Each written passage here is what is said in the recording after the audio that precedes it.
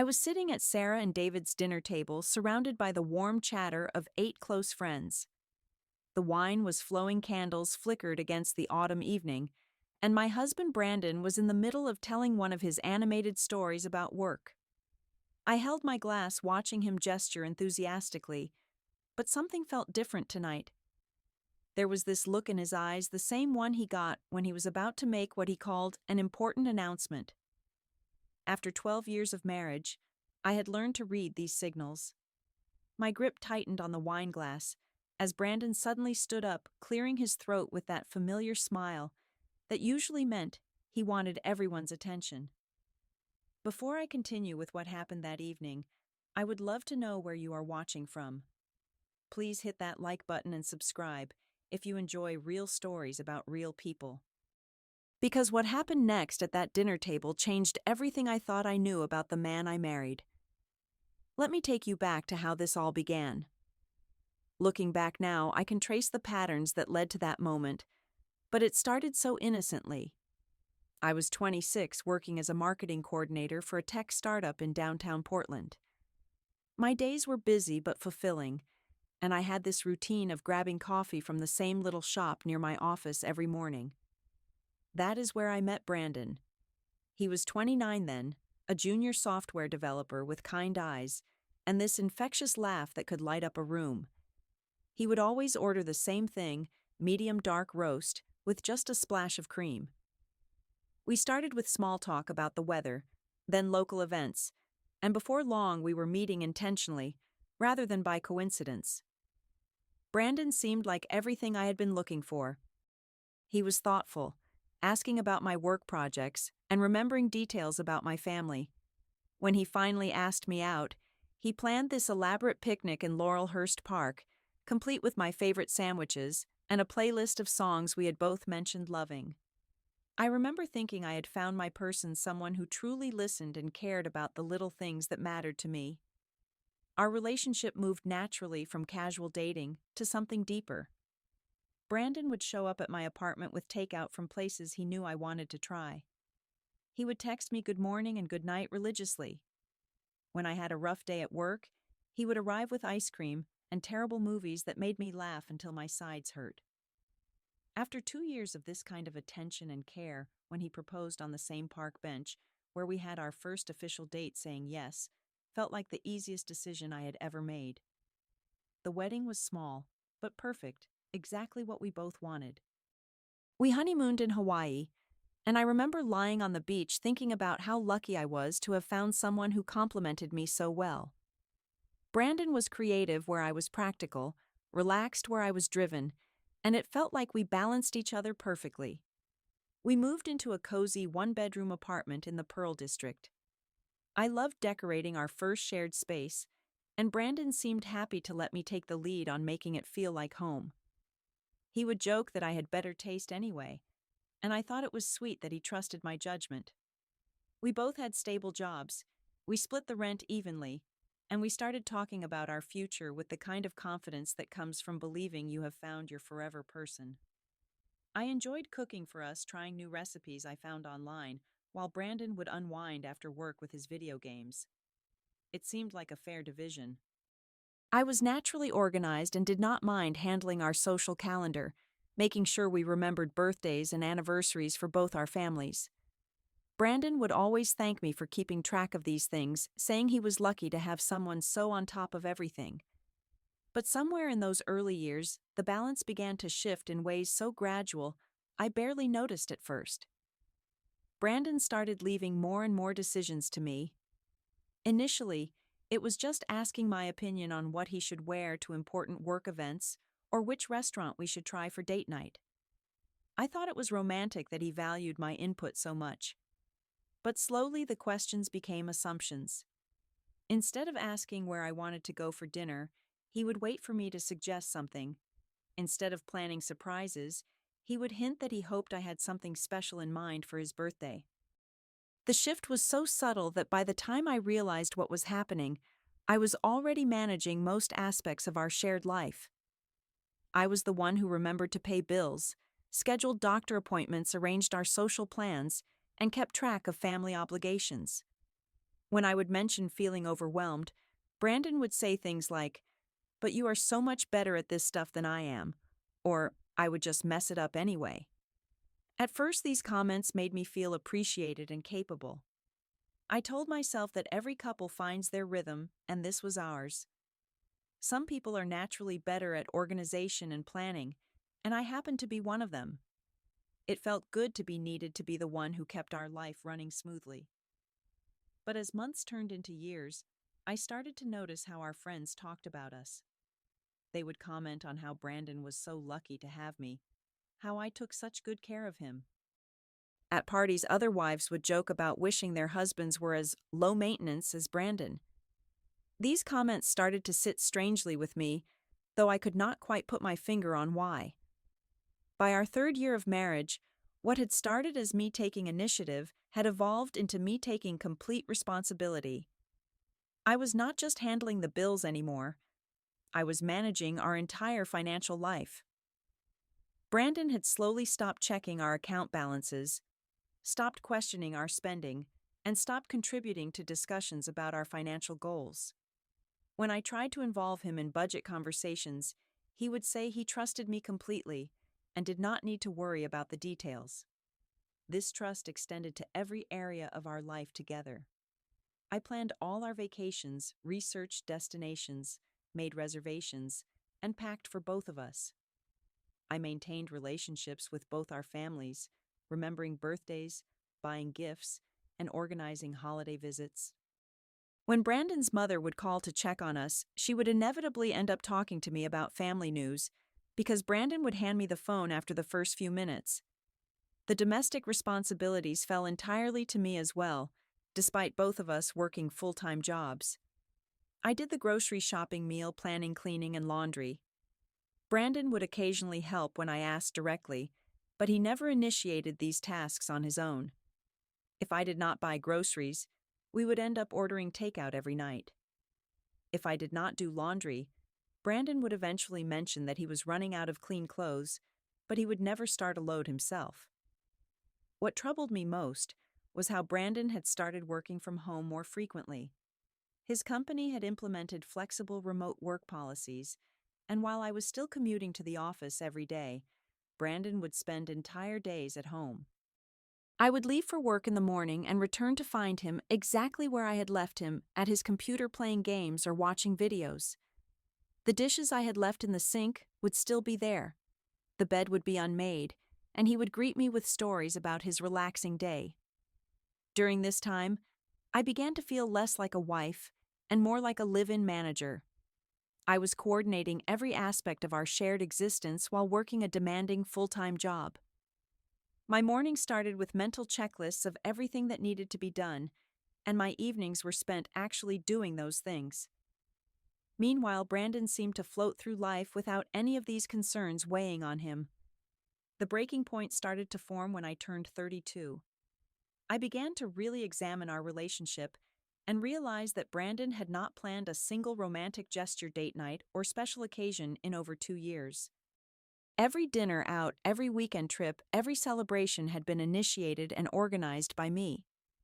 Even on my own birthday, I found myself making the restaurant reservation and coordinating with friends, because Brandon would mention wanting to do something special, but never moved beyond the wanting phase into actual planning. I decided to have a serious conversation with him about how overwhelmed I was feeling and how much I needed him to take on more responsibility in our relationship. I chose a quiet Sunday morning when we were both relaxed and had time to really talk. I explained that I felt like I was carrying too much of the mental and emotional load of our partnership, and I needed him to step up in concrete ways. Brandon listened attentively and seemed genuinely surprised by how exhausted I was. He admitted that he had gotten comfortable letting me handle things because I was so good at it, but he could see how unfair that was to me. He promised to be more proactive about household responsibilities, planning date nights, and managing his own schedule and obligations. For a few weeks after that conversation, he made a visible effort. He did laundry without being asked, planned a surprise dinner out, and even called his own mother to catch up. But the effort was short-lived. Within a month, we were back to our old patterns. The laundry piled up until I dealt with it. The social calendar became my responsibility again, and Brandon returned to his passive role in our relationship. When I brought this up, he would apologize and promise to do better, but the improvements never lasted more than a week or two. I started keeping a mental log of everything I had to manage, and the list was staggering. I was in charge of our finances, our social life, our family obligations, our household maintenance, our meal planning, our vacation planning, and even reminding Brandon about his own work deadlines and appointments. I realized that I had inadvertently become responsible for managing his life as well as my own. The moment that crystallized everything for me happened on a Saturday evening when we went to dinner with 4 other couples at a new upscale restaurant downtown. We had all been looking forward to this night for weeks. The conversation was lively, the food was excellent, and everyone was having a wonderful time. When the check came, Brandon confidently reached for it, making a show of treating everyone to dinner. But when he opened his wallet, his face went blank. He had forgotten to bring any cards or cash. I watched him patting his pockets with growing panic while our friends waited. Without missing a beat, I pulled out my card and handled the bill for all 10 of us over $300. Brandon sheepishly thanked me and made jokes about being forgetful while our friends laughed it off as one of those things that happens to everyone. On the drive home, instead of being embarrassed or apologetic, Brandon said something that made everything click into place for me. He said, "Thanks for covering that, babe. I mean, you handle all our financial stuff anyway, so it probably makes more sense for you to pay when we go out with groups." The casual way he said it, like my managing our entire financial life was just a natural division of labor, rather than something that had happened by default, made me realize that he truly did not see anything wrong with the dynamic we had created. That night, I lay awake thinking about our relationship and came to a sobering conclusion. Brandon had not forgotten his wallet by accident. He had simply stopped thinking about money as something he needed to concern himself with because he knew I would always handle it. This was not forgetfulness. It was learned helplessness that had become so complete he did not even recognize it anymore. I decided to test my theory by not reminding him about our anniversary the following week. For 5 years, I had been the one to make dinner reservations, buy gifts, and initiate conversations about celebrating our relationship milestones. I wanted to see what would happen if I simply waited for him to remember and plan something himself. Our anniversary came and went without any acknowledgement from Brandon. He woke up, went about his normal routine, spent the day gaming, and went to bed without ever mentioning the date. When I casually brought it up the next morning, he was genuinely shocked and apologetic, but his reaction confirmed what I had suspected. He had become completely dependent on me to manage not just the logistics of our relationship, but the emotional labor as well. That forgotten anniversary became my wake-up call. I realized that I was not in a marriage. I was in a caretaking arrangement with a grown man who had gradually transferred all adult responsibilities to me. The pattern was so established that Brandon no longer even pretended to remember important dates or initiate plans. He simply trusted that I would handle everything, and I always did. I started researching what it would mean to end our marriage. I consulted with a divorce attorney, learned about asset division, and began the process of separating our finances. I opened my own bank account and started depositing my paychecks there instead of into our joint account. I documented the complete breakdown of responsibilities in our relationship, not out of spite, but because I wanted to have a clear picture of how lopsided things had become. During this 6-month period of preparation, I also started confiding in my best friend Jessica. She had been watching our relationship dynamic for years and admitted that she and other friends had often wondered how I managed to handle everything without losing my mind. She supported my decision to prioritize my own well-being and helped me think through the practical aspects of disentangling my life from Brandon's. Meanwhile, Brandon seemed oblivious to my growing distance and preparation. He continued his routine of working from home gaming and waiting for me to manage everything else. If anything, He seemed more relaxed than ever, perhaps because I had stopped trying to involve him in decisions and had simply taken over completely. But something changed in Brandon during the week leading up to Sarah and David's dinner party. He became secretive about phone calls and would leave the room to take certain conversations. He started paying unusual attention to his appearance, spending time choosing outfits, and even buying new clothes without my input. He seemed nervous and excited about something, but when I asked him about it, he would just say he had some work stuff he was dealing with. The night before the dinner party, he suggested we attend together, which was unusual because I was typically the one who managed our social calendar and made those decisions. He seemed particularly invested in making sure we would both be there, and he spent extra time getting ready, choosing his clothes carefully, and even using cologne, which he rarely did. I had a strange feeling that whatever had been occupying his thoughts was going to come to a head that evening. Brandon was exhibiting behavior I had never seen before he was planning something independently, and he seemed both nervous and excited about executing whatever plan he had in mind. Sarah and David had prepared a beautiful dinner for 8 people, including us. The other couples were longtime friends of ours, people we had known since the early days of our relationship. The conversation was warm and familiar, covering everything from work challenges to family updates to shared memories from previous gatherings. But I could not shake the feeling that Brandon was waiting for something. He kept glancing at his watch and seemed distracted even while participating in conversations. About halfway through the main course, he suddenly stood up, tapping his knife against his wine glass to get everyone's attention. "I have something important I want to share with all of you," he announced with a smile that looked practiced. The table fell quiet, and I felt my stomach drop, because I knew somehow that whatever he was about to say would change everything.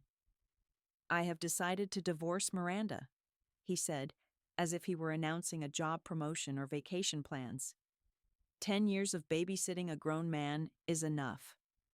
He laughed at his own joke, looking around the table for reactions. I figured it was time to set her free from having to take care of me all the time. The silence that followed was deafening. I could see our friends exchanging shocked glances, their faces showing confusion and discomfort. Brandon was still smiling, apparently pleased with his announcement, and completely unaware of how inappropriate and cruel his public declaration was.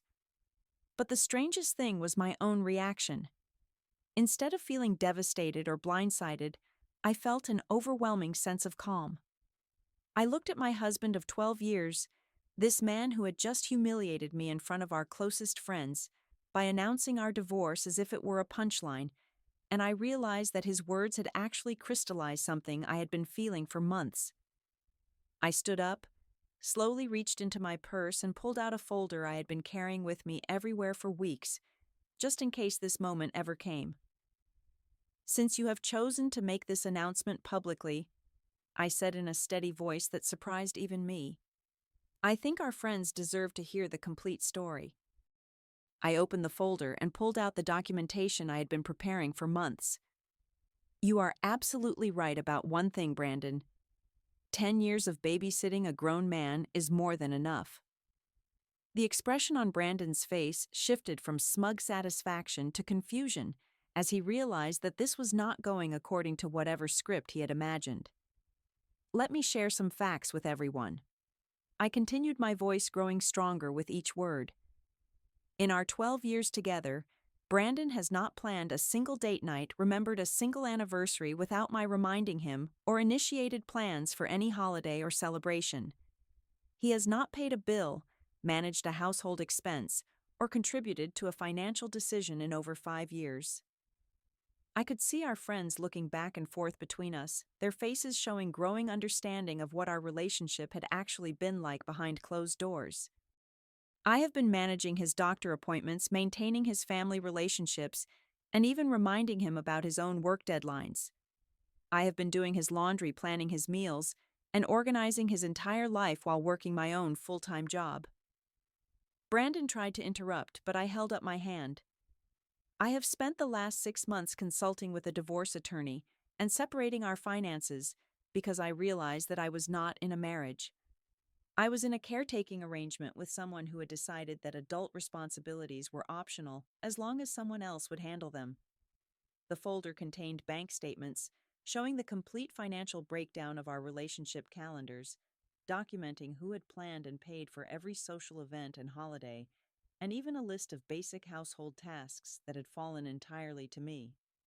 I had not intended to share these details publicly, but since Brandon had chosen to make our private business a public spectacle, I felt justified in providing the complete context. "You want to divorce me because 10 years of babysitting is enough?" I asked, looking directly at him. "I agree completely. The difference is that I am the one who has been doing the babysitting." The silence around the table was profound. Our friends who had always seen Brandon as laid back and me as naturally organized were clearly processing a very different understanding of our relationship dynamic. Sarah finally spoke up. "Miranda, I had no idea it was like this. We all thought Brandon was just, easygoing." "Easygoing," I repeated, tasting the words. That is one way to describe someone who has opted out of adult responsibilities entirely. Brandon's face had gone from confused to embarrassed to angry.